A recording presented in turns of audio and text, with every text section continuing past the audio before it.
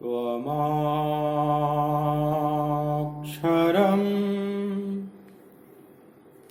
परमं वेदितव्यं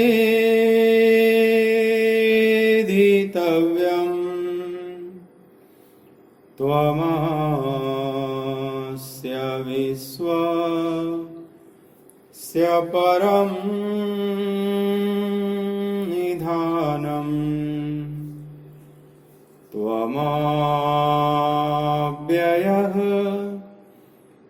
शाश्वत धर्मगोप्ता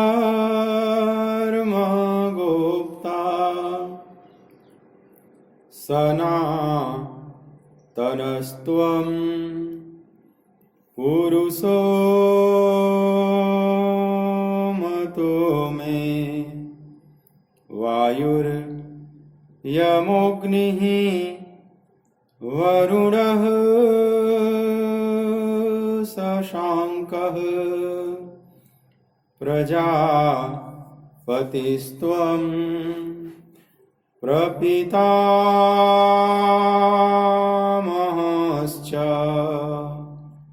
नमो नमस्तेस्तु सहस्रकृत्वः पुनश्च भूयोऽपि नमो नमस्ते। बोलिए भक्तवत्सल भगवान की जय।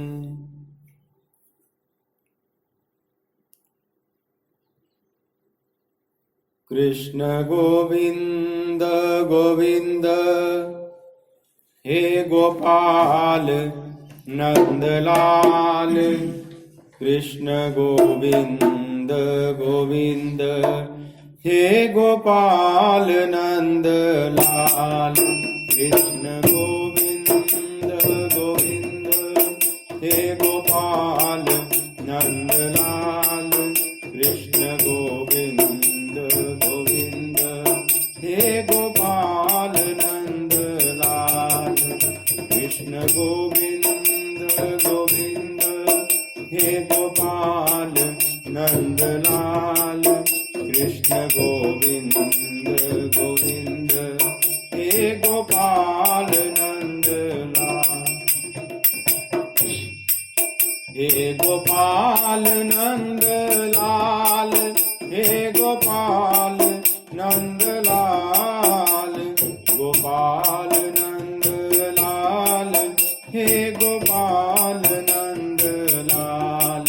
हे गोपाल नंदलाल हे गोपाल नंदलाल। गोपाल नंदलाल हे गोपाल नंदलाल। हे गोपाल नंदलाल हे गोपाल नंदलाल। गोपाल नंदलाल हे गोपाल नंदलाल। कृष्ण गोविंद गोविंद हे गोपाल नंदलाल। कृष्ण गोविंद गोविंद हे गोपाल नंदलाल। कृष्ण गोविंद गोविंद हे गोपाल नंदलाल। कृष्ण गोविंद गोविंद हे गोपाल नंदलाल। हे गोपाल नंदलाल हे गोपाल नंदलाल। गोपाल नंदलाल हे गोपाल नंदलाल। हे गोपाल नंदलाल हे गोपाल नंदलाल। गोपाल नंदलाल हे गोपाल नंदलाल। कृष्ण गोविंद गोविंद हे गोपाल नंदलाल। कृष्ण गोविंद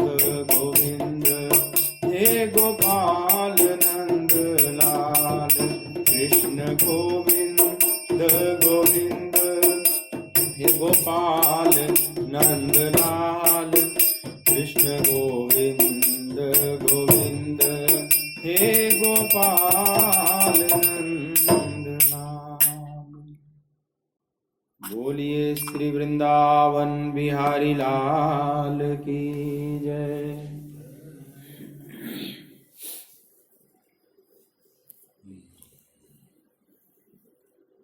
श्रीमद् भगवत गीता ज्ञान यज्ञ के इस मांगलिक सत्संग सत्र में मेरी तरफ से, आराधना कुंज की तरफ से, वृंदावन धाम की तरफ से आप सभी प्रभु चरणानुरागी भगवत कथा रस रसिक भक्त वृंदों का हार्दिक स्वागत है। गीता के दूसरे अध्याय का 16वां श्लोक आप सभी मेरे साथ पाठ करेंगे।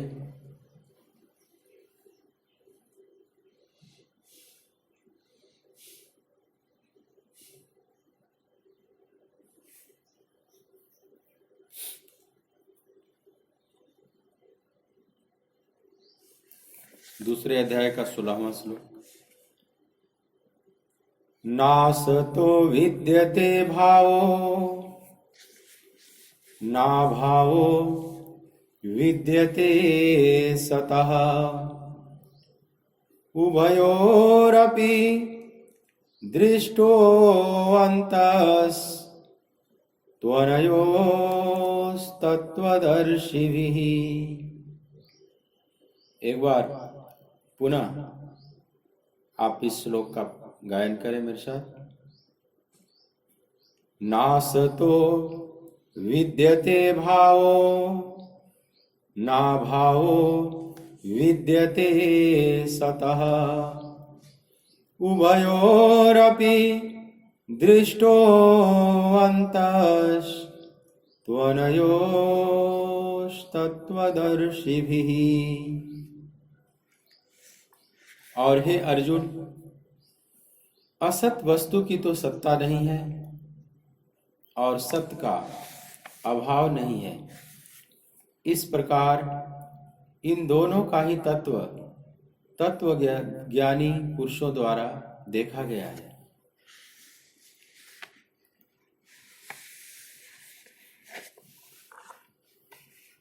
बहुत सुंदर यहाँ पर भगवान ने विशुद्ध सत्य की बात कही है अर्जुन से कि असत वस्तु की तो सत्ता नहीं है और सत्य का अभाव नहीं है।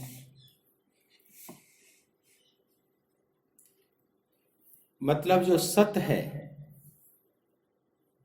सत्य का मतलब जो है, और असत का मतलब जो नहीं है।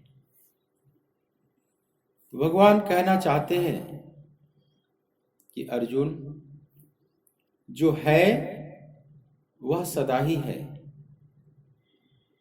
और जो नहीं है वो सदा ही नहीं है। यह बात सूत्र रूप में समझ लेनी चाहिए।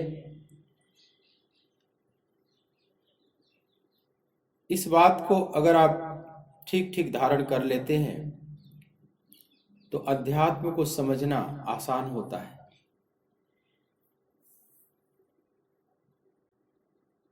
सत मतलब है, असत मतलब जो नहीं है। तो जो है वो सदा ही है और जो नहीं है वो सदा ही नहीं है।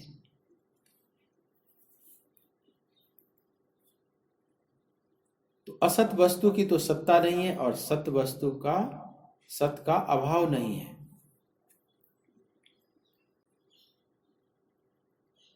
भगवान ये कहना चाहते हैं अर्जुन से कि जो है उसको नहीं करने का कोई उपाय नहीं, उसको मिटाया नहीं जा सकता, और जो नहीं है उसको बचाया नहीं जा सकता। उसको आप किसी भी प्रकार से नहीं बचा सकते। इस सत्य और असत्य के भेद को ठीक ठीक समझ लेना चाहिए। पर यहां एक प्रश्न उठता है कि जो है उसकी तो बात की जा सकती है, जो नहीं है फिर उसकी बात ही क्यों करनी? उसके लिए एक नाम भी क्या देना असत्य? भगवान कहते हैं जो है वो सदा ही है और जो नहीं है वो सदा ही नहीं है। तो जो नहीं है वो सदा ही नहीं है, तो फिर उसकी बात भी क्या करनी?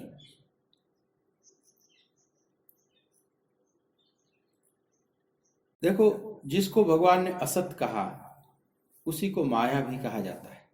माया, माया का मतलब जो नहीं है। संस्कृत का यह बहुत सुंदर शब्द है। मा माने नहीं, या माने जो नहीं है, या उसी को असत कहा गया। पर प्रश्न उठता है कि जो नहीं है फिर उसकी चर्चा ही क्यों करनी, उसकी बात फिर क्यों करनी है।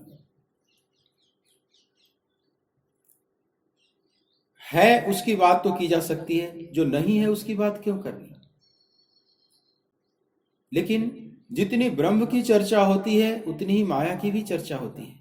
एक बहुत आश्चर्य है, ब्रह्म और माया की चर्चा दोनों पैरेलल होती है। ब्रह्म माने जो है सत्य, माया मतलब असत जो नहीं है। तो नहीं की चर्चा इतनी क्यों होती है? जो है ही नहीं उसकी चर्चा इतनी क्यों होती है? शास्त्रों में उसका इतना वर्णन क्यों है? माया शब्द का इतना जिक्र क्यों है? जितना ब्रह्म शब्द का जिक्र है उतना ही माया शब्द का भी जिक्र है। और एक बड़ी मजे की बात है कि ब्रह्म है और माया नहीं है। और नहीं की चर्चा, ऋषि कहते हैं माया का मतलब ही होता है जो नहीं है। तो माया की चर्चा इसलिए होती है कि माया की जो शुद्ध परिभाषा है या असत की जो शुद्ध परिभाषा है, ये नहीं कि जो नहीं है। असत की शुद्ध परिभाषा है कि जो नहीं है लेकिन होने जैसा भासता है, नहीं होते हुए भी होने जैसा प्रतीत होता है, उसको असत कहा जाता है। असत का मतलब है और नहीं के बीच की एक कड़ी, जो है नहीं लेकिन बिल्कुल उसको नहीं भी नहीं कहा जा सकता क्योंकि वो भासता है। तो असत है और नहीं के बीच की एक अवस्था है। अब आपके मन में प्रश्न उठ सकता है कि जो नहीं है वो कैसे भासेगा? जो है ही नहीं वो कैसे भासेगा? उसकी प्रतीति कैसे होगी? तो बहुत सी वस्तुएं ऐसी हैं जो नहीं है, सिर्फ भासती हैं। जैसे स्वप्न की वस्तुएं, रात में आप स्वप्न देखते हैं और जगने के बाद सब खो जाता है और आप जानते हैं कि ये वस्तुएं हैं नहीं, लेकिन वे वस्तुएं उस समय पूरा का पूरा सत्य प्रतीत हो रही थी। स्वप्न में किसी को ये नहीं लगता कि मैं स्वप्न देख रहा हूं, उस समय तो उसको यथार्थ लगता है। अगर स्वप्न में ये पता चल जाए कि मैं स्वप्न देख रहा हूं तो फिर स्वप्न टूट जाएगा और उन वस्तुओं को देखकर वैसा ही भाव बनता है आपके चित्त पर जैसा जागने पर बनता है। कोई वस्तु आपको प्रीतिकर है तो स्वप्न में भी प्रीतिकर लग रही है, जो अप्रीतिकर है स्वप्न में भी अप्रीतिकर लग रही है। किसी से राग है तो स्वप्न में भी राग है, किसी से द्वेष है तो स्वप्न में भी द्वेष है। तो हमारे चित्त पर स्वप्न प्रभाव डालता है, पूरा का पूरा प्रभाव डालता है। हर्ष, विषाद, ये सब स्वप्न में होता है। आपने सुखद स्वप्न देखा तो मन में हर्ष उत्पन्न हुआ, दुखद स्वप्न देखा तो मन में विषाद उत्पन्न हुआ। जगने के बाद सब पता चल जाता है कि ये सब मिथ्या था, कुछ था ही नहीं। फिर भी आप देखते हैं कि अगर आपने दुखद स्वप्न देखा है, भय वाला स्वप्न देखा है, तो जगने के बाद भी ऐसा लगता है जैसे अभी भी छाती धड़क रही है, अभी भी उसका चित्त पर प्रभाव है, पल्स रेट बढ़ा हुआ है। यह एक बहुत बड़ा आश्चर्य है कि जो नहीं है वह भी प्रभाव डालकर चला गया, हमारे पल्स रेट को बढ़ा दिया। उसका मोमेंटम, संवेग थोड़ी देर रहेगा। जैसे साइकिल है, आप साइकिल चलाते हैं और जब रुकना होता है कहीं तो पेडल मारना छोड़ देते हैं, तो पेंडल मारना जब छोड़ते हैं तो उसी समय बिल्कुल साइकिल नहीं रुक जाती, कुछ गति करेगी, धीरे धीरे जाकर समाप्त हो जाएगी। ऐसे ही जब नींद खुलती है, स्वप्न से आप बाहर आते हैं, तो अब पता तो चल गया, हाँ अब बताना, पता तो चल गया ये स्वप्न है, ये मिथ्या है, ये वस्तुएं थी ही नहीं, लेकिन फिर भी उसका मोमेंटम बना रहता है। कुछ देर के बाद वो धीरे धीरे जाकर शांत होता है। पर आश्चर्य है कि जो नहीं है वह भी प्रभाव डाल जाता है। माया इसी को कहते हैं। माया नहीं है, माया जैसी कोई अस्तित्वगत चीज नहीं है। माया कहने से ऐसे लगता है कोई स्त्री होगी और सबके पीछे लगी पड़ी है, सबको परेशान कर रही है, सबको तंग कर रही है, एक ऐसा भाव बनता है। लेकिन ये तो ठीक है, हमारा चित्त कोई ना कोई एक रूप बना लेता है, लेकिन माया का मतलब जो नहीं है।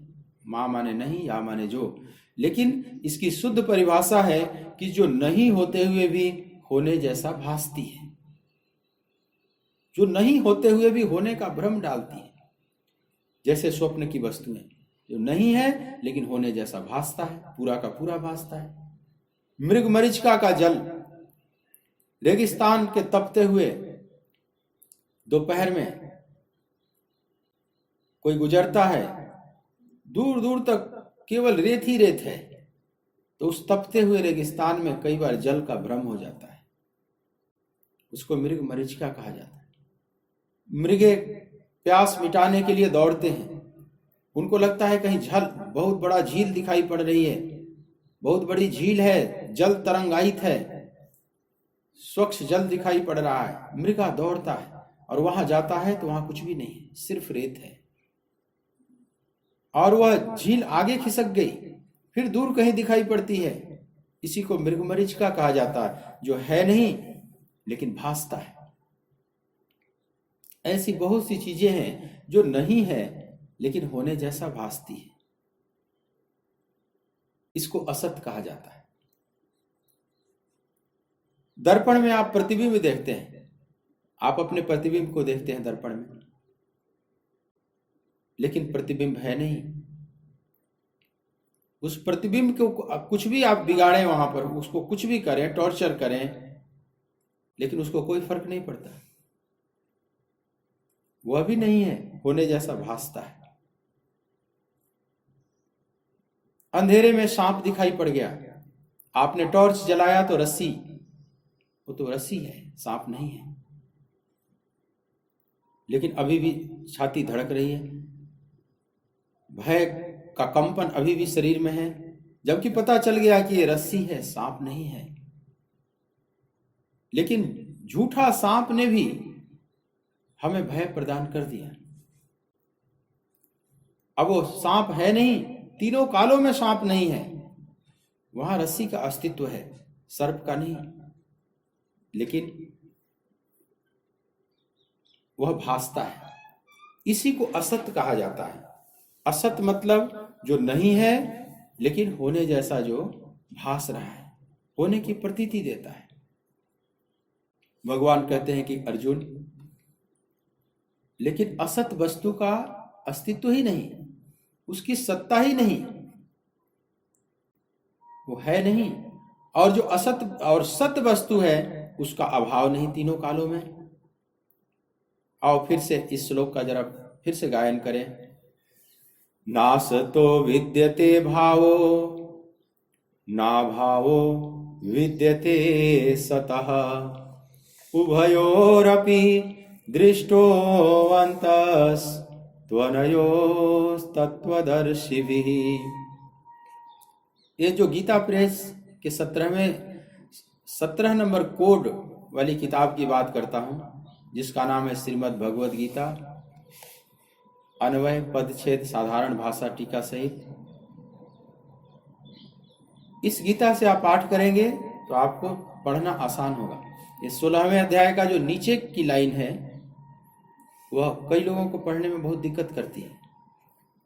आप इस गीता को रखेंगे तो एक एक शब्द अलग अलग दिखाई पड़ेगा, फिर कैसे कहाँ तोड़ा जाता है यह भी आपको बात समझ में आ जाएगी 8-8 अक्षर गिनकर।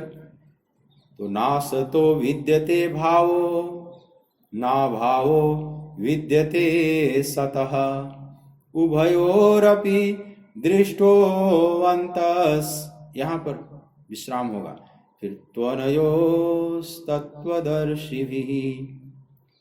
और हे अर्जुन, असत वस्तु की तो सत्ता नहीं है और सत्य का अभाव नहीं है।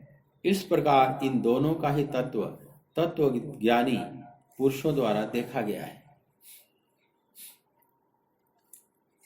भगवान अर्जुन को कह रहे हैं कि जो है उसको मिटाने का कोई उपाय नहीं है और जो नहीं है उसको बचाने का कोई उपाय नहीं।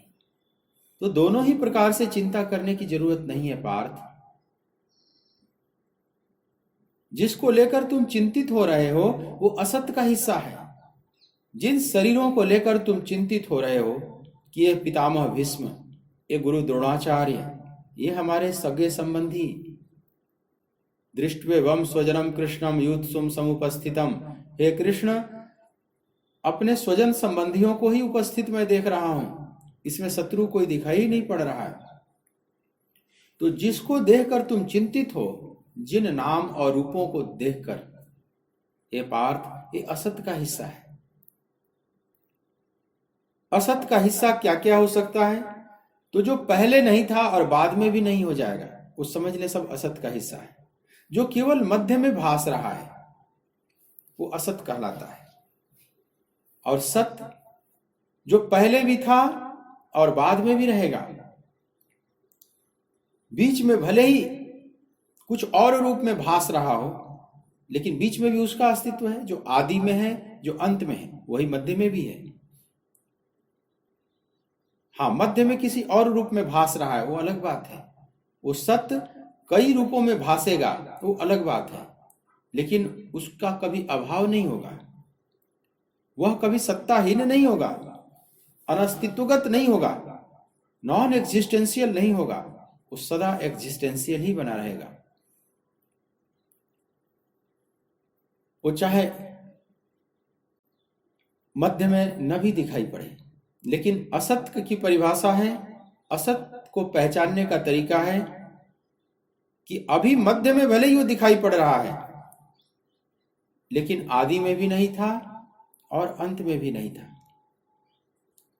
जो आदि अंत में नहीं है, केवल मध्य में वह भास रहा है, वह असत कहलाता है।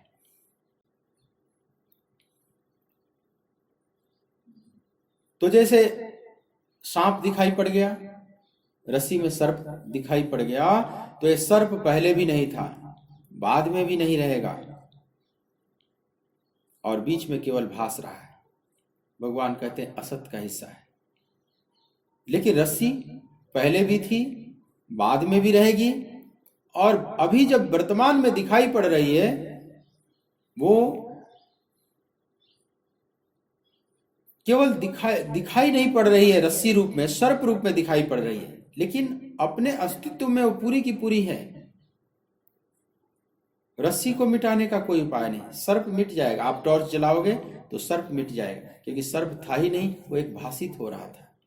भगवान कहते हैं अर्जुन को कि जिन शरीरों को लेकर आप चिंतित हो पार्थ, ये भीष्म, ये द्रोण, ये पहले भी नहीं थे, ये सनातन सत्य नहीं है, ये किसी और नाम रूप में थे, और जब इनका शरीर छूट जाएगा तो फिर किसी और नाम रूप में प्रकट हो जाएंगे। तो यह जो नाम रूप है, एक इनका रूप बना हुआ है, एक नाम है, ये सब असत का हिस्सा है। इसको लेकर चिंतित ना हो, इसको तुम बचा भी नहीं सकते। तुम न भी मारोगे तो ये मिटेंगे ही, ये हमेशा नहीं रह सकते, ये शाश्वत नहीं है। मिटना इनका स्वभाव है, ये जो नाम रूप दिखाई पड़ रहा है, और वो किसी का भी उसको बचाया नहीं जा सकता, वो सतत मिट ही रहा है। लेकिन जो तत्वतः है, जो इनके भीतर सत्य का हिस्सा है, जिसको आत्मा कहते हो, उसको मिटाने का तुम्हारे पास कोई उपाय नहीं, किसी के पास भी कोई उपाय नहीं, क्योंकि सत्य वस्तु का अभाव नहीं है, वो सदा ही रहेगा। तो भगवान सत्य की तरफ अर्जुन की दृष्टि को खींच रहे हैं। और एक बड़ी मजे की बात है कि सत्य असत का आधार भी सत्य ही है। सत्य और असत्य में सत्य तो अस्तित्वगत है, ये बात तो समझ में आ रही है, लेकिन जो असत है मतलब जो नहीं है लेकिन भास रहा है, उसका भी आधार सत्य ही है। मतलब सत्य और असत दोनों का आधार सत्य है। जैसे सांप असत है, रस्सी सत्य है। अंधेरे में जो सर्प भास रहा है वो असत है, लेकिन रस्सी सत्य है। तो आप एक चीज ध्यान देना कि सत्य का आधार तो सत्य है, माने रस्सी का आधार तो रस्सी है ही, लेकिन जो सांप है उसका भी आधार रस्सी ही है। अगर रस्सी ना हो तो सर्प भी ना भासे। सर्प तभी तक प्रतीत हो रहा है जब तक रस्सी का अस्तित्व है। रस्सी ना हो तो सांप भी ना दिखाई पड़े।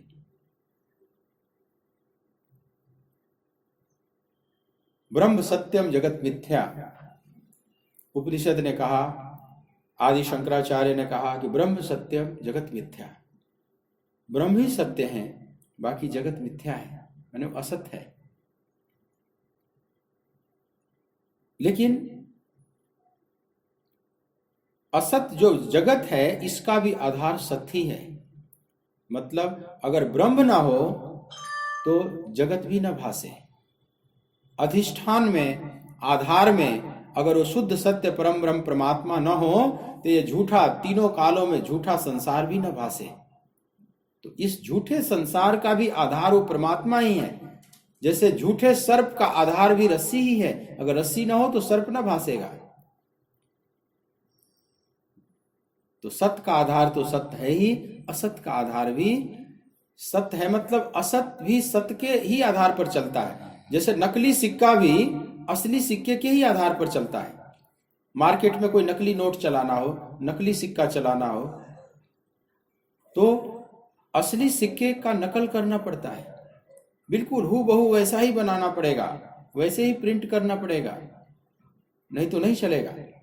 आप मार्केट में ये कहकर नहीं चला सकते कि ये नकली सिक्का है, ये नकली नोट है, तो फिर उसकी कोई वैल्यू नहीं, कोई नहीं पूछेगा और आप पकड़े जाएंगे।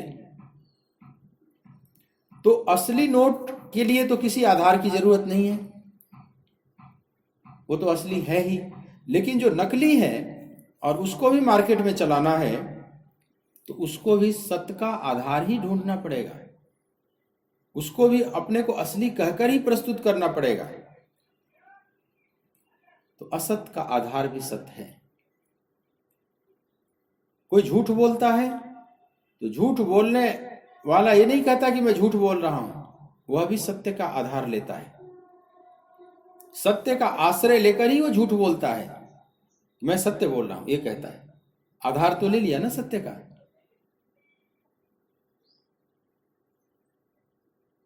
और इस सत्य को सभी चाहते हैं। एक बड़ी यहां पर आश्चर्य है कि जो झूठ का आधार लेते हैं, झूठ बोलते रहते हैं, वे भी सत्य का ही आधार लेते हैं। इस सत्य को अपने लिए सभी सत्य चाहते हैं। जैसे चोर हैं, चोरों का एक ग्रुप है और वे चोरी करते हैं। पकड़े जाएंगे तो झूठ बोलेंगे कि मैंने चोरी नहीं की, मैंने वस्तुएं नहीं चुराई। झूठ बोलना उनका काम है, वे भी सत्य का आधार लेते हैं। लेकिन आपस में जब ग्रुप बनाते हैं चोर, तो आपस में भी वे एक नियम बनाते हैं कि देखो हम लोग आपस में झूठ नहीं बोलेंगे, जिसके हाथ जो वस्तुएं लगेंगी वो सब का सब दिखाएगा कि मेरे हाथ ये वस्तु लगी, हमारे हाथ ये वस्तु लगी, और हम ठीक ठीक बंटवारा करेंगे। मतलब चोर भी आपस में जब एक ग्रुप बनाते हैं तो वे भी एक नियम बनाते हैं, वे भी एक सत्य का नियम बनाकर ही अपने को, ग्रुप को, अपने को इकट्ठा कर पाते हैं, अपने ग्रुप को संचालित कर पाते हैं। उतना वे भी चाहते हैं कि हम आपस में सत्य का व्यवहार करें।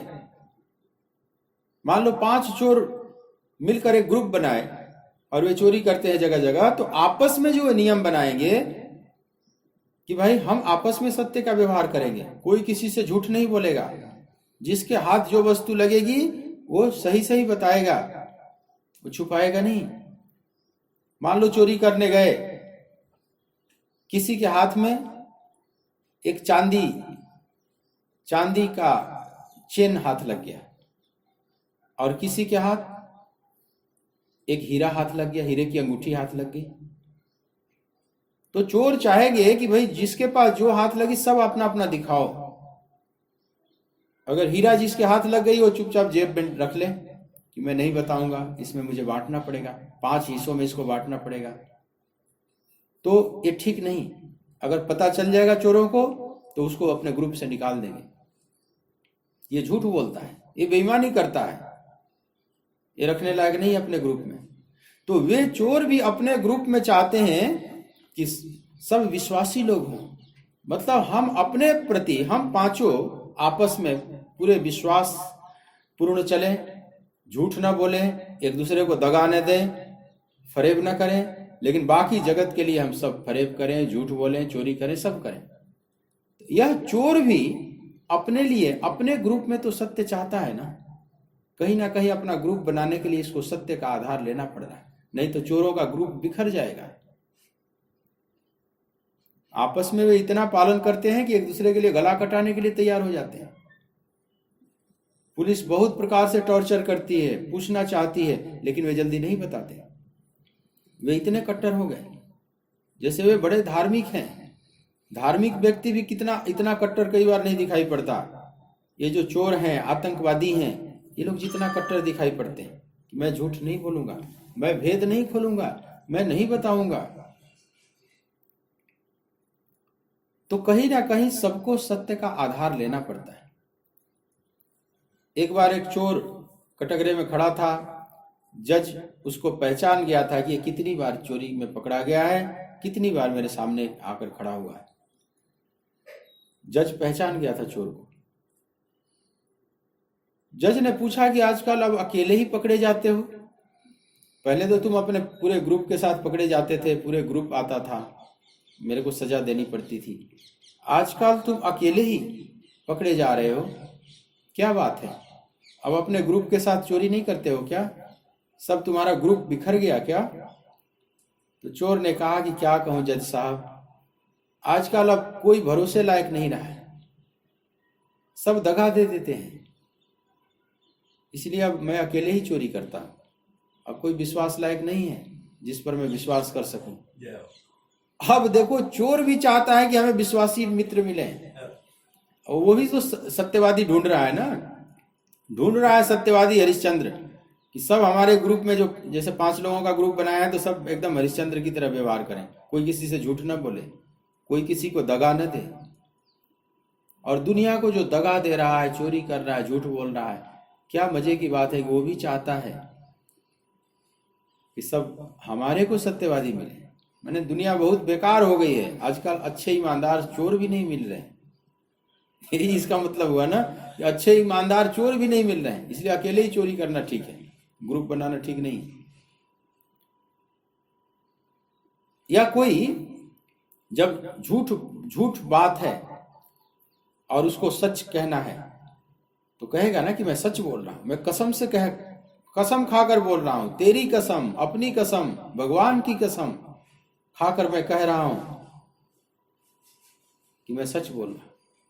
तो झूठ बोलने वाला भी सच का आधार ले लेता है।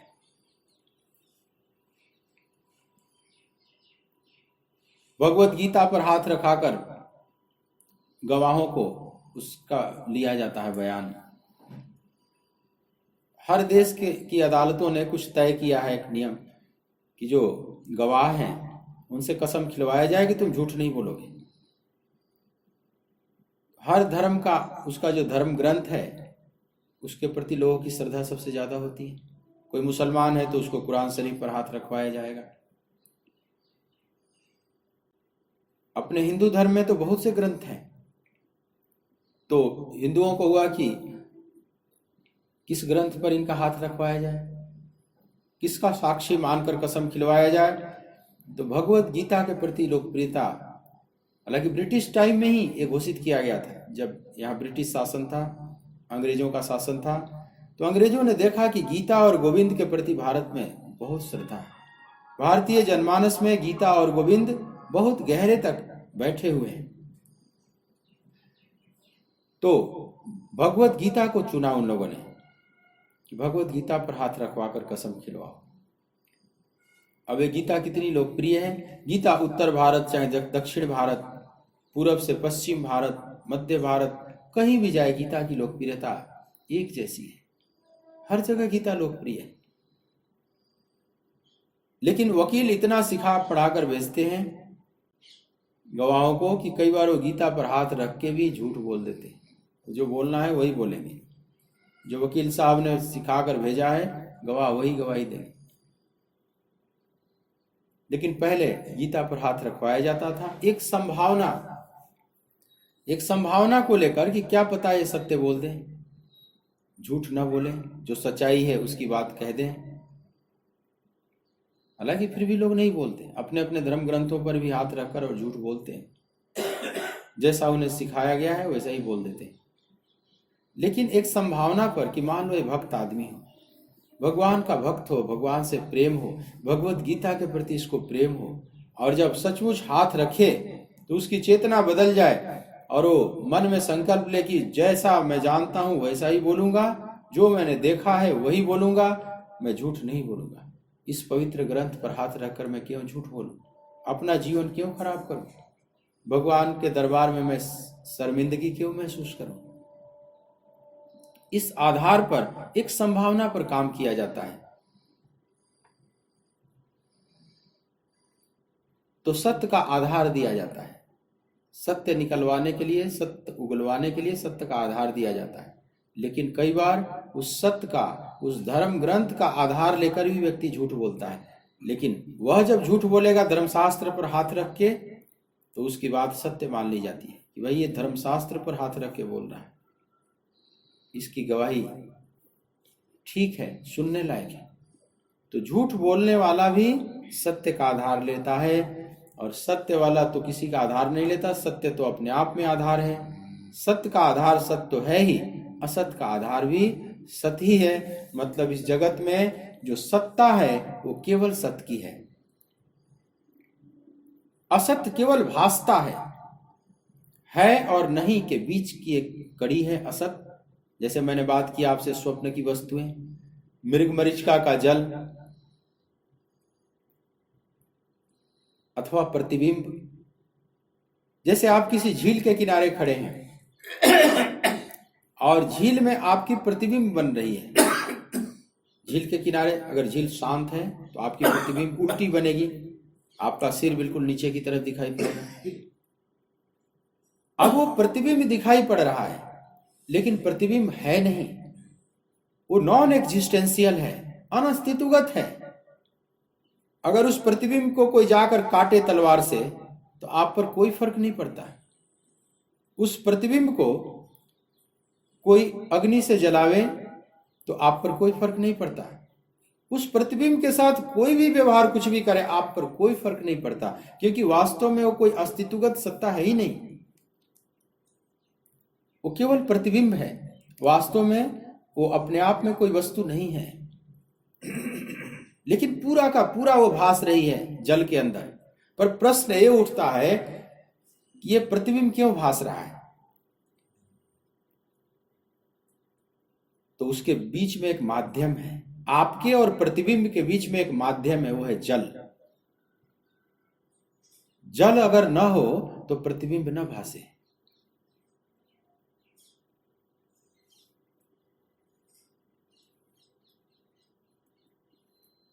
तो हमारे और परमात्मा, जगत और परमात्मा जिसकी बात यहां गीता में भगवान कहते हैं सत्य सत्य। सत्य माने समझ लो परमात्मा, भगवान, ब्रह्म, कुछ भी कह लो। तो इधर ब्रह्म है, उधर जगत है। और ऋषियों ने अनुभव में देखा कि सत्ता केवल ब्रह्म की है, जगत की नहीं है। ब्रह्म सत्यम जगत मिथ्या। ये बात सभी मानते हैं, केवल ये नहीं कि केवल वेदांत के महापुरुष मानते हैं, ये भक्ति के भी महापुरुष मानते हैं कि सत्ता तो केवल ब्रह्म की ही है, संसार की नहीं है। आप रामचरितमानस पढ़ते हैं, रामचरितमानस में कई जगह शुरू में ही भगवान राम की जब स्तुति करते हैं, मंगलाचरण करते हैं भगवान गोस्वामी तुलसीदास जी, यन् माया वसवर्ति विश्वमखिलम् ब्रह्मादिदेवासुरा यत्सत्त्वादमृषैव भाति सकलम् रज्जौ यथा हे भ्रमः।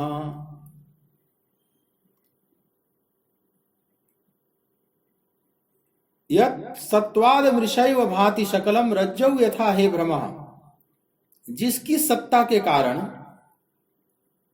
यह झूठा जगत भी सत्य प्रतीत हो रहा है, रज्जौ यथा हे भ्रमः, जैसे झूठे अंधेरे में झूठा सांप दिखाई पड़ रहा है, सत्य रस्सी में झूठा सांप दिखाई पड़ रहा है। तो गोस्वामी जी राम की वंदना करते हुए कहते हैं कि यत् सत्त्वाद मृषैव भाति सकलम, यह झूठा जगत भी, तीनों कालों में झूठा जगत भी सत्यवत प्रतीत हो रहा है, जैसे रस्सी में सांप सत्यवत प्रतीत हो रहा है। लेकिन सत्ता रस्सी की है तभी सांप दिखाई पड़ रहा है, मतलब सत्ता राम की है तभी यह जगत दिखाई पड़ रहा है। अगर राम ना हो तो जगत भी ना दिखाई पड़े। पर जिस प्रकार से रस्सी और सांप के बीच में एक माध्यम है, आपको रस्सी नहीं दिख रही है, सांप दिखाई पड़ रहा है, तो एक कारण है, उसमें एक माध्यम है, अंधेरा। अंधेरे के कारण रस्सी नहीं दिख रही है, सर्प दिखाई पड़ रहा है। अगर अंधेरा न हो तो फिर जैसा है वैसा दिखाई पड़ेगा। तो हमारे और परमात्मा के बीच में अज्ञान का अंधकार है। अज्ञान के कारण वह परमात्मा रूप में नहीं दिखाई पड़ रहा है, जगत के रूप में दिखाई पड़ रहा है। अज्ञान जगदीश को ढक लेता है, या अज्ञान के चश्मे से देखा गया जगदीश ही जगत है। अज्ञान के चश्मे से देखा गया ब्रह्म ही जगत है। और दूसरे तरह से भी आप कह सकते हैं कि ज्ञान के चश्मे से देखा गया जगत ही ब्रह्म है। ये ब्रह्म और जगत दो चीज नहीं है, एक ही सत्ता है। मतलब रस्सी और सांप दो सत्ता नहीं है, एक ही सत्ता है। लेकिन अंधेरे के चश्मे से आपने देखा तो सांप दिखाई पड़ रहा है, अब प्रकाश के चश्मे से देखा तो रस्सी दिखाई पड़ रही। चीज एक ही है।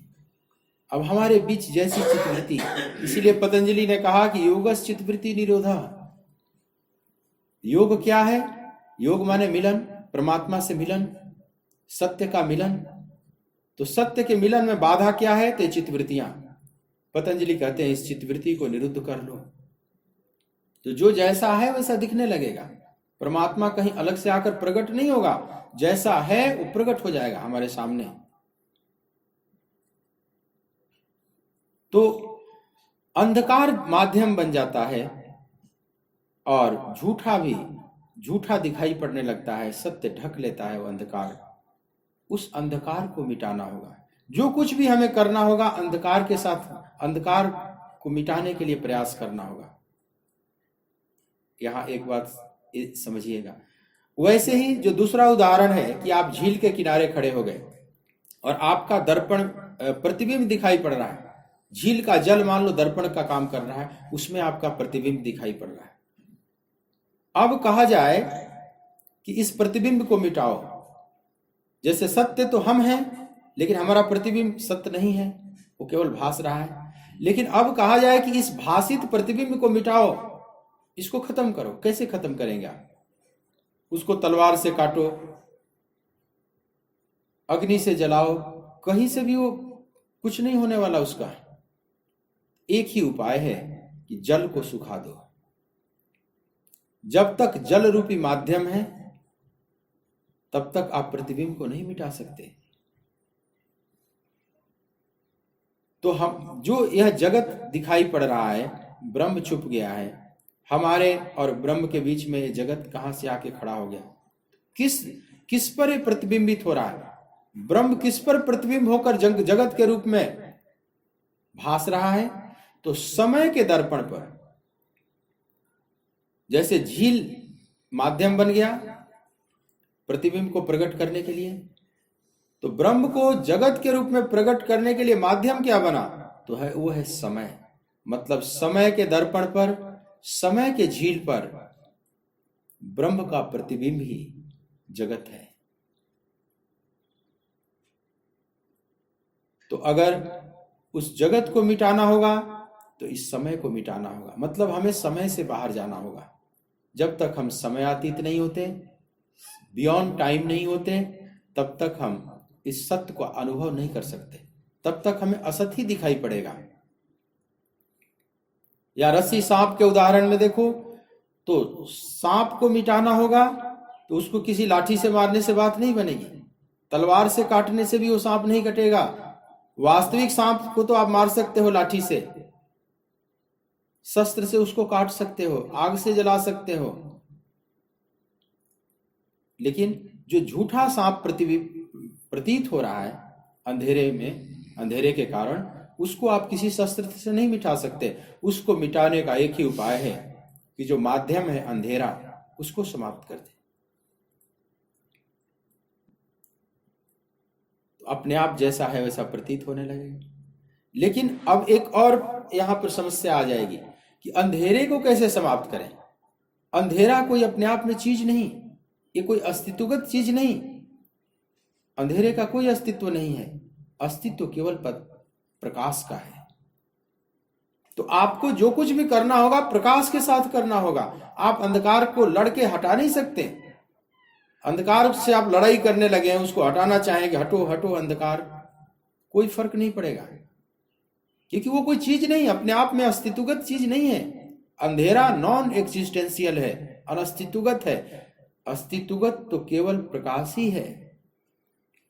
तो हमें प्रकाश की व्यवस्था करनी होगी।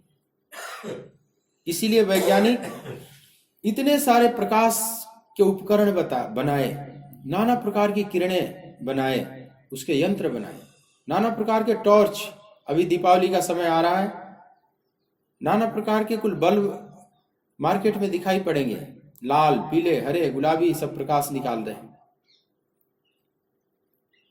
लेकिन आज तक किसी वैज्ञानिक ने ऐसा टॉर्च या बल्ब नहीं बनाया कि आप उसके बटन को दबाओ, स्विच ऑन करो और उसमें से अंधकार निकलने लगे। ऐसा कोई टॉर्च बनाया या कोई बल्ब बनाया? बटन दबाओ एकदम अंधकार का फोकस निकले उसमें से। टॉर्च बटन दबाओ, अगर ऐसा टॉर्च बन जाए तो सबसे खुश होंगे चोर जगत में। जो गलत काम करने वाले लोग हैं बड़े खुश होंगे, ये बढ़िया यंत्र भी बन गया, दिन में ही कहीं अंधकार कर दो, लूटपाट मचा लो। वो तो किसी ट्रेन में जाएंगे, जहाज में जाएंगे, बस में जाएंगे और वो अपने टॉर्च को जलाएंगे, पूरा बस अंधकारमय हो जाएगा और चोरी कर लेंगे, लूटपाट के भाग। लेकिन ऐसा वैज्ञानिक नहीं बना सकते, ऐसा कोई यंत्र नहीं बना सकते कि जिसका बटन दबाओ और उसमें से केवल अंधकार निकले। क्यों नहीं बना सकते? जब प्रकाश निकाल सकते हैं, नाना प्रकार के रंग बिरंगे प्रकाश, एकदम इंद्रधनुष प्रकट कर सकते हैं, एक्सरे प्रकट कर सकते हैं, अल्फा, बीटा, गामा, ये सब किरणें प्रकट कर सकते हैं, तो अंधकार क्यों नहीं प्रकट कर सकते? ऐसा यंत्र क्यों नहीं बना सकते कि एक अंधकार प्रकट कर दे, बटन दबाओ अंधकार निकले? इसलिए नहीं कर सकते कि अंधकार जैसी कोई वस्तु होती तब तो। प्रकाश के अभाव का नाम ही अंधकार है। लेकिन देखो, नहीं का भी नाम देना पड़ता है। सच तो यह है कि प्रकाश का अभाव है वहां पर, लेकिन उस अभाव का भी एक नाम दिया गया अंधकार। और अंधकार ऐसा लगता है जैसे आपको भासता है, अंधेरा अंधेरा, उसमें भूत प्रेत भी दिखाई पड़ने लगते हैं, रस्सी सांप के रूप में दिखाई पड़ने लगती है, क्या से क्या दिखाई पड़ने लगता है, और वो अपना प्रभाव भी डाल देता है। अंधेरे से लोग बहुत डरते हैं, जबकि वो कोई चीज नहीं है। तो आपको जैसा जो है वैसा देखना है, तो आपको अंधकार के साथ लड़ने से कोई फायदा नहीं होगा। आपको प्रकाश की व्यवस्था करने की चिंता करनी है कि कैसे दिया जला लें, टॉर्च जला लें, फिर जो जैसा है वैसा दिखाई पड़ेगा। मतलब हमें शुद्ध सत्य जानना है, जिस सत्य की तरफ भगवान इशारा कर रहे हैं कि ना सतो विद्यते भावो ना भावो विद्यते सतः। हे अर्जुन, असत वस्तु की तो सत्ता नहीं है और सत्य का कभी अभाव नहीं है। इस सत्य और असत्य की तरफ जो हमारी दृष्टि भगवान खींचना चाहते हैं, तो अगर हमें सत्य को जानना है, सत्य का अनुभव करना है, तो हमें अज्ञान के साथ नहीं लड़ना होगा, हमें ज्ञान के लिए कुछ करना होगा। अज्ञान दूर भगाने के लिए प्रयास नहीं करना होगा, क्योंकि अज्ञान जैसी कोई सत्ता युक्त चीज नहीं है, ज्ञान की सत्ता है। तो हमें अपने भीतर ज्ञान को प्रकट करना होगा। ज्ञान ही जैसा है वैसा दिखाए, मतलब ज्ञान के आलोक में तमसो मां ज्योतिर्गमय असतो मां सद्गमय मृत्यो मां अमृतम गमय। वेद के ऋषियों ने स्तुति किया है, प्रार्थना किया है भगवान से कि प्रभु असतो मां सद्गमय, मुझे असत नहीं सत्य की तरफ ले चलो। जिस असत और सत्य की बात यहां भगवान ने कहा है, ऋषि भी यही कहते हैं, असतो मां माने नहीं, असत नहीं, मुझे सत्य की तरफ ले चलो। तमसो मां ज्योतिर्गमय, अंधकार की तरफ नहीं, प्रकाश की तरफ ले चलो। मतलब प्रकाश की तरफ आप अपनी दृष्टि जमावें, ज्ञान की तरफ। ज्ञान जब हृदय में प्रकाशित होगा तो जो जैसा है सब साफ साफ दिखाई पड़ने लगेगा, और वहां पर फिर जगदीश ही बचेंगे, जगत नहीं बचेगा। क्योंकि जगत अपने आप में कोई अस्तित्वगत चीज नहीं, जैसे प्रतिबिंब कोई अस्तित्वगत चीज नहीं, जो अस्तित्वगत है वो बिंब है। और इस बात को रामचरितमानस भी स्वीकार करता है, भागवतम भी, चाहे भक्ति के आचार्य हों चाहे वेदांत के आचार्य हों, सभी इस बात को मानते हैं कि जगत की सत्ता नहीं है। सत्ता तो केवल जगदीश की है, जगत एक भास रहा है, ब्रह्म सत्यम जगत मिथ्या, स्वप्न की वस्तुओं की तरह। रामचरितमानस में और आगे कहते हैं गोस्वामी जी कि जे ही जाने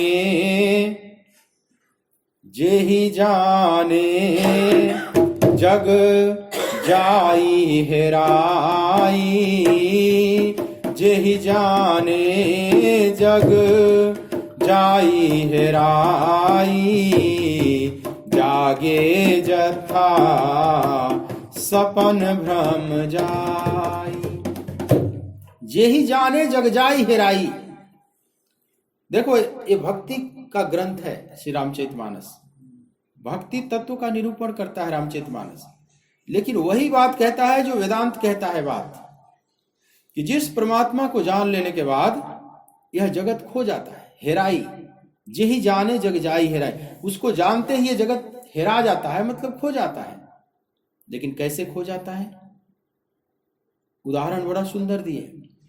जैसे आपके जेब में मान लो 500 का नोट है और वो कहीं गिर गया, खो गया, तो क्या यह जगत इसी तरह से खो जाता है? उस परमात्मा को जानने के बाद ये जगत कहीं खो जाता है उसी तरह से? कहते हैं नहीं। वह जो 500 का नोट खोया है वो आपकी जेब में अब नहीं है, किसी और की जेब में चला गया, अथवा कहीं पड़ा होगा, कहीं मिट्टी के नीचे दब गया होगा, पानी में गल गया होगा, अग्नि में जल गया होगा। लेकिन अग्नि में जलने के बाद भी उसका अस्तित्व तो होगा ना, वो राख रूप में कहीं होगा। पानी में जल गया तो, पानी में गल गया तो कहीं मिट्टी रूप में बन गया होगा। अस्तित्वहीन तो नहीं हुआ ना वो, या किसी और के जेब में है, उसके अस्तित्व को नहीं मिटा सकते। वह नोट किसी न किसी रूप में है, चाहे जल के राख रूप में होगा, चाहे गल के मिट्टी के रूप में हो गया होगा, चाहे साबुत किसी के और के जेब में होगा। तो क्या वस्तुएं ऐसे खो जाती हैं? जिस परमात्मा को जानता है ज्ञानी, तो क्या जगत इसी तरह से खो जाता है जैसे 500 का नोट जेब से खो जाता है? कहते हैं कि नहीं, इस तरह से नहीं खोता है। कैसे खोता है? तो जागे जथा स्वप्न भ्रम जाई। जगने के बाद जैसे स्वप्न की वस्तुएं खो जाती हैं, ऐसे ये उदाहरण कितना सुंदर है। जैसे रात में स्वप्न देख रहे हैं और बहुत सी वस्तुएं दिखाई पड़ रही हैं, पूरा जगत दिखाई पड़ रहा, एक नया जगत ही दिखाई पड़ता है, उसमें पूरा एक नए जगत की रचना कर देता है मन। और जगने के बाद वह सारा जगत और जगत की वस्तुएं खो जाती हैं। अब उन वस्तुओं को आप ढूंढने नहीं जाते। जैसे आपके जेब से नोट खो गया तो आप ढूंढते भी हो, शायद मिल जाए। लेकिन रात्रि में स्वप्न में आप खूब 500 के नोटों की गड्डी इकट्ठी कर रहे हैं और अचानक नींद खुल गई, तो क्या आप उन गड्डियों को फिर ढूंढोगे? ढूंढो ढूंढो कहाँ चला गया? घर वालों को कहोगे जरा ढूंढो कहाँ खो गया, मैं तो 500 की नोटों की गड्डी पूरा लगाया हुआ था, ढेर लगाया हुआ था, वो कहाँ खो गया? आप घर वालों से बात नहीं कहेंगे। क्यों? क्योंकि आप जानते हैं कि वो एक भ्रम था, एक भासता था, वास्तव में उसकी सत्ता नहीं थी, इस स्वप्न की रचना थी। तो गोस्वामी तुलसीदास जी कहते हैं कि उस परमात्मा को जानने के बाद जेहि जाने जग जाई हेराई, जिस जगदीश को जान लेने के बाद ये जगत हेरा जाता है, खो जाता है। कैसे? तो जागे जथा स्वप्न भ्रम जाई, जैसे जगने के बाद स्वप्न की वस्तुएं खो जाती हैं, जैसे स्वप्न की वस्तुओं का अपना कोई अस्तित्व नहीं होता, इस तरह से यह जगत खोता है। मतलब जगदीश रहेंगे या तो जगत रहेगा। एक और बात आप समझ लें ध्यान से, इन सब बातों को सूत्रात्मक रूप से अगर आप समझ लेंगे तो आपको अध्यात्म की कई चीजें समझने में बड़ी सुविधा होगी, कई आपके उलझाव खत्म हो जाएंगे। भगवान जो यहाँ पर बात कह रहे हैं इस 16वें श्लोक में, बहुत गूढ़ बात कह रहे हैं। केवल इस श्लोक को आप ठीक से समझ लो, ये जो बातें कुल आत्म तत्व की बात कह रहे हैं ठीक से समझ लो तो गीता समझना बहुत आसान हो जाएगी। आप घबराना मत, शांति से समझने का प्रयास करना। ये ज्ञान मार्ग की बात है ना भक्ति मार्ग की बात है, ये शुद्ध सत्य की बात है। किसी पूर्वाग्रह को लेकर, किसी मानसिकता को लेकर नहीं, ये तो वेदांत की बात है।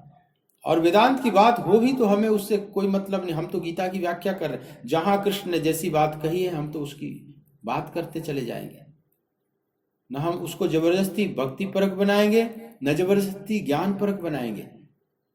एज इट इज का मतलब होता है गोविंद ने जैसा कहा। हम तो उनसे यही प्रार्थना करते हैं कि प्रभु जैसा है, जैसा तुमने बोला है ऐसी ही प्रेरणा करके बुलवाना। किसी संप्रदाय का, किसी पूर्वाग्रह का, किसी भी दुराग्रह को मत आने देना। मैं खुद भी अपना दुराग्रह लेकर इसमें ना आऊं। हे गोविंद, जैसा इसका भाव है वही हृदय में प्रकाशित कराना, वही वाणी पर लाना। तो मैं ये कहना चाह रहा हूं कि ये जो श्लोक भगवान ने बोला है, सब आत्म तत्व की बातें कहते जा रहे हैं, ये ना भक्ति परक भक्ति मार्ग का है ना ज्ञान मार्ग का है, ये शुद्ध सत्य मार्ग का है। वो शुद्ध सत्य भक्तों को भी चाहिए, ज्ञानियों को भी चाहिए, उसके बगैर तो बात ही नहीं बनेगी। सबके सर्प को मिटाना होगा, रस्सी सबको दिखाई पड़नी चाहिए, चाहे मार्ग कोई भी हो। हाँ, बातें ऐसी लगती है कि जैसे कोई वेदांत की बातें हो रही, लेकिन ये शुद्ध सत्य की बात हो रही। अगर शुद्ध सत्य वेदांत कहता है तो ठीक है, कह लो वेदांत की बात है, लेकिन आप इन बातों को ठीक से समझना। क्योंकि मैं उदाहरण दिया कि गोस्वामी तुलसीदास भी रामायण में भी कहते हैं कि यत् सत्वाद मृषय भाति रज्जौ यथा हे भ्रम। रज्जु सर्प का उदाहरण तो उन्होंने भी लिया है। और यही जाने जग जाई हेराई, जाते जागे जथा स्वपन भ्रम जाई। और वेदांत क्या कहता है? वेदांत तो इसी बात को कहता है। भागवतम को लो, भागवतम का पहला ही श्लोक, भागवतम शुद्ध भक्ति का ग्रंथ है। प्रभु के प्रति भक्ति को जागृत करने के लिए महर्षि वेदव्यास ने भागवतम की रचना किया, लेकिन पहला ही श्लोक ऐसा रखा। अब उसको वेदांत का श्लोक कहो या भक्ति का कहो, जो मर्जी कहो, लेकिन वो भक्ति का है ना वेदांत का है, वो शुद्ध सत्य की बात है। जन्माद्यस्य यतोऽन्वयादितरतस् चार्थे स्वभिज्ञः स्वराट् तेने ब्रह्म हृदय आदि कवये मुह्यन्ति यत सूरयः तेजोवारिमृदां यथा विनिमयो यत्र त्रिसर्गो मृषाम् धाम्ना स्वेन सदा निरस्तकुहकम् सत्यं परमधीमहि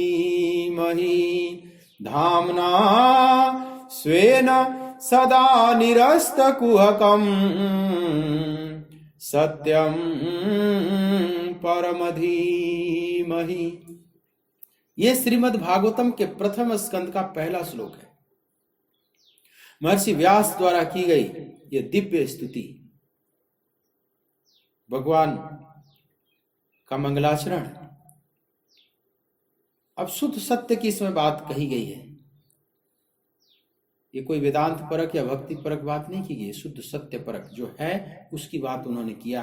अपने अनुभवों को रख दिया महर्षि व्यास ने। जन्माद्यस्य तोन्मयादि तरतस, जिस परम ब्रह्म परमात्मा से इस जगत का जन्म होता है, यह जगत गति करता है, यह जगत लय को प्राप्त होता है, और अन्वय और व्यतिरेक के द्वारा जिसको संत समझने का प्रयास करते हैं, जिसका निरूपण किया जाता है। अन्वय या व्यतिरेक, अन्वय का मतलब होता है जो समस्त पदार्थों में अन्वित है, समस्त अस्तित्वगत पदार्थों में जो अन्वित है, व्याप्त है, लेकिन अनस्तित्वगत पदार्थों में वो नहीं है। व्यतिरेक, जो जो अनस्तित्वगत है वहां वहां वो नहीं है। तो अस्तित्वगत पदार्थों में व्याप्त है, अनस्तित्वगत नॉन एग्जिस्टेंशियल पदार्थों में व्याप्त नहीं है। तो नॉन एग्जिस्टेंशियल पदार्थ कहां दिखाओगे? जो है, सीधी भाषा में बात करें, जो है उसमें वो परमात्मा है, और जो नहीं है उसमें वो परमात्मा नहीं है। तो जो नहीं है, क्या ऐसी भी कुछ वस्तुएं होती हैं जो नहीं है? तो कहते हैं हाँ, जैसे स्वप्न की वस्तुएं, मृग मरीचिका का जल, प्रतिबिंब, अंधेरे का सर्प, ये सब नहीं है लेकिन भास रहे हैं। तो उन नहीं में परमात्मा नहीं है। जैसे स्वप्न की वस्तुओं में परमात्मा नहीं है, मृग मरीचिका के जल में वो नहीं है, क्योंकि वो है ही नहीं, नॉन एग्जिस्टेंशियल है। तो महर्षि व्यास वहां भी स्तुति करते हुए यही अन्वय अन्वयादि तरतस चार थे स्विज्ञ स्वराट, वह सब जानता है, वह अभिज्ञ है, वह ज्ञान स्वरूप है, वह परमात्मा प्रकाश स्वरूप है, ज्ञान स्वरूप है। सृष्टि के प्रारंभ में उस परम ब्रह्म परमात्मा ने ही आदि कवय मतलब ब्रह्मा जी को ज्ञान का उपदेश दिया। उसी के ज्ञान के एक अंश से ब्रह्मा को ज्ञान हुआ। लेकिन जिस परम ब्रह्म को समझने में बड़े बड़े अध्यात्म जगत के शूरवीर भी भ्रमित हो जाते हैं, मोहित हो जाते हैं, ठीक ठीक दावा नहीं कर सकते कि मैं पूरा जान गया, जैसा है वैसा जान गया। उनके लिए वो अज्ञेय ही बना हुआ है। वह परमात्मा अज्ञात नहीं, अज्ञेय, अनोन नहीं, अननोएबल। अंत में कहते हैं कि उसको नहीं जाना जा सकता, वो अज्ञेय है।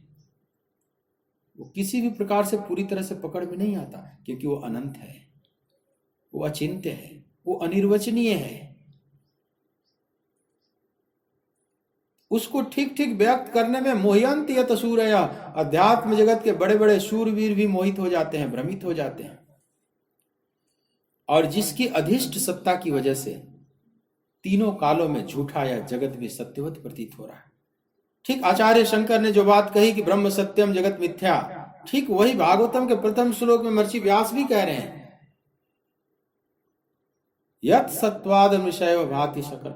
और यहां पर यत्र त्रिसर्गो मृषाम, तीनों कालों में झूठा यह जगत भी सत्यवत प्रतीत हो रहा है। क्यों? क्योंकि इसकी अधिष्ठान में, इसके आधार में, इसके मूल में वह जो है वह परम ब्रह्म परमात्मा, वो सत्य है। तो सत्य की छाती पर जो भी प्रतिबिंबित हो रहा है वो सब सत्य ही प्रतीत होगा।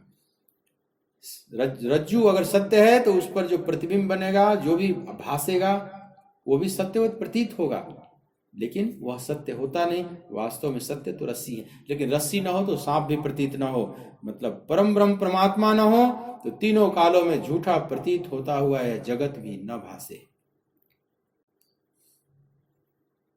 तो यहां पर महर्षि व्यास भी शुद्ध सत्य की बात करते हैं। यहां पर भगवान कृष्ण इस 16वें श्लोक में उसी सत्य असत्य की बात कर रहे हैं, उसका निरूपण कर रहे हैं। अर्जुन की दृष्टि वहां पर खींचना चाहते हैं। तो असत्य क्या है? तो सत्य है और नहीं के बीच की एक सत्ता है। असत्य या माया जिसको मैंने कहा, इसकी परिभाषा क्या है? ये नहीं कि वो नहीं है, मतलब नहीं होते हुए भी होने जैसा भासता है, उसको असत कहा जाता है। लेकिन भगवान कहते हैं कि वो है नहीं। नासतो विद्यते भाव, असत वस्तु की सत्ता ही नहीं तीनों कालों में, और सत्य का कभी अभाव नहीं। जो है वो सदा ही है, जो नहीं है वो सदा ही नहीं है। इस बात को जो ठीक ठीक जान लेगा, भगवान कहते हैं कि इस तत्व को तत्वदर्शियों ने जाना। नीचे के श्लोक में कहते हैं उभयोरपि दृष्टो अंतस्तनयोस् तत्वदर्शी भी। पार्थ, इस प्रकार इन दोनों का ही तत्व ज्ञानी पुरुषों द्वारा देखा गया। इन दोनों के भेद को ठीक ठीक जिसने जाना उसी को तत्वदर्शी कहा गया। तत्वदर्शी भी, तत्वदर्शी का मतलब होता है जिसकी दृष्टि बिल्कुल सत्य पर है, तत्व पर है, ऊपर के नाम रूप पर नहीं, जो मिटने बनने वाले हैं। जैसे आप सुनार के पास सोना ले जाएंगे, नाना प्रकार के सोने का आभूषण ले जाएंगे, चाहे वो कितना भी डिजाइन बढ़िया किया हुआ हो, कोई हार, कोई कंगन, और सुनार के पास आप बेचने ले जाएंगे तो उस डिजाइन और उसके रूप से कोई उसको मतलब नहीं। वो तुरंत कसौटी पर कसेगा और देखेगा इसमें सोना कितना है, तत्व कितना, उसके अनुसार कीमत लगाएगा। क्योंकि थोड़ी देर बाद वो भट्टी में डाल देगा, सब गल के वो रूप समाप्त हो जाएगा, वो डिजाइन समाप्त हो जाएगा, खो जाएगा। तो आप चाहे कितना भी बढ़िया डिजाइन का ले गए हो हार, मान लो दो हार आप ले गए, एक में थोड़ा मिलावटी सोना है, सोने की मात्रा कम है और धातु उसमें ज्यादा मिलाए गए हैं, और एक में कम मिलावटी है, सोना ज्यादा है। मान लो एक 22 कैरेट सोना का बना हुआ हार है और एक 18 कैरेट सोना का बना हुआ हार है, और आपको पता है, लेकिन जो 18 कैरेट सोना का बना हुआ हार है उसका डिजाइन बहुत ज्यादा सुंदर है। ऐसा डिजाइन समझ लो दुनिया में नहीं है, इतना सुंदर है। वैसे भी जब बहुत सुंदर हार बनाना होगा तो उसमें मिलावटी करना ही होगा, नहीं तो टूट जाएगा। शुद्ध सोने का तो हार बनेगा नहीं, उसमें ज्यादा मिलावटी किया जाता है। तो मान लो 18 कैरेट का सोना, लेकिन उसके हार का डिजाइन बहुत बेशकीमती है, और 22 कैरेट सोने का जो हार है वो साधारण उसका नक्शे हैं, डिजाइन है, लेकिन दोनों आप ले गए बेचने के लिए एक ज्वेलर्स के पास, और उसने कसौटी पर कसा सोने को देखा तो 22 कैरेट वाले का उसने कीमत ज्यादा लगाया। मान लो उसकी कीमत लगाया 10 लाख, और जो 18 कैरेट का है उसकी डिजाइन बहुत सुंदर है, लेकिन उसकी कीमत लगाया उसने 5 लाख। अब आप कहेंगे कि इतना सुंदर डिजाइन का ये हार है, इसकी कीमत तुम कम लगा रहे हो, और साधारण डिजाइन का है उसकी कीमत आप बहुत ज्यादा लगा रहे हो। तो ज्वेलर्स कहेगा कि हमें इस डिजाइन से कोई लेना देना नहीं, हम तो देखते हैं कि इसमें सोना कितना है, हमारी दृष्टि सोने पर है, तत्व पर है, हम तत्वदर्शी हैं, इस ऊपर के नाम रूप से कोई हमें मतलब नहीं। चाहे डिजाइन को तो मिटा भी दो, उस हार को कूट काट कर लाओ, एकदम से तोड़ ताड़ कर लाओ, तो भी कीमत उतनी ही रहेगी, केवल अगर सोना उसको मिल जाए। इसमें से सोना कितना निकलेगा? तो भगवान कहते हैं कि सत्य और असत्य के भेद को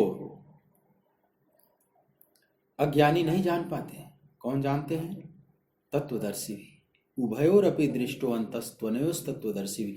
इन दोनों के भेद को ठीक ठीक जो जान लेते हैं वे तत्वदर्शी होते हैं पार्थ। और अर्जुन की तरफ इशारा है कि पार्थ तू भी तत्वदर्शी बन। जब तत्वदर्शी बन जाएगा, तत्व पर तेरी दृष्टि जाएगी, तो तेरे जीवन से शोक विषाद सब विदा हो जाएगा। और जब तक तत्व पर दृष्टि नहीं जाएगी, तब तक जीवन में शोक विषाद रहेगा ही रहेगा। इसको मिटाने का कोई उपाय नहीं, जब तक हम नाम रूपों में उलझे रहेंगे।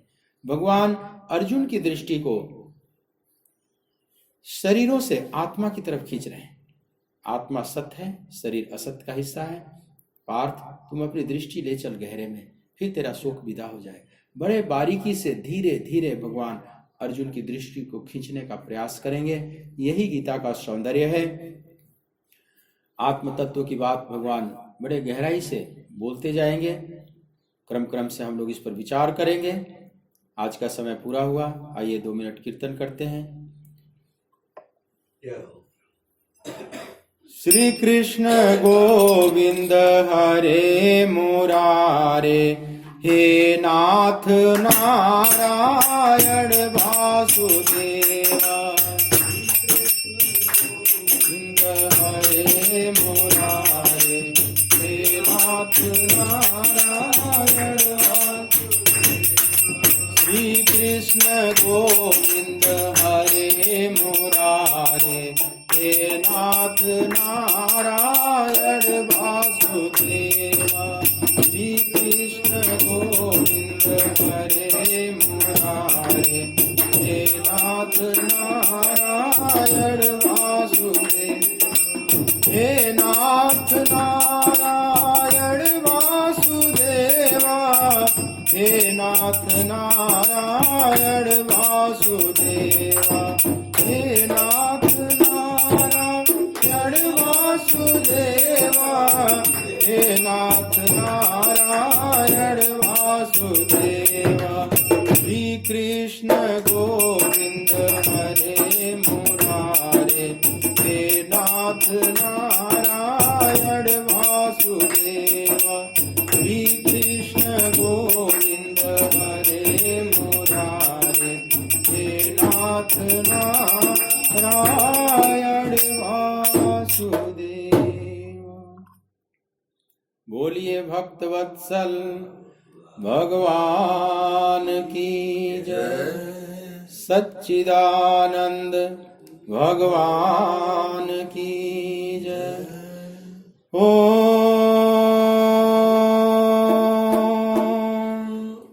नमः पार्वती पतये।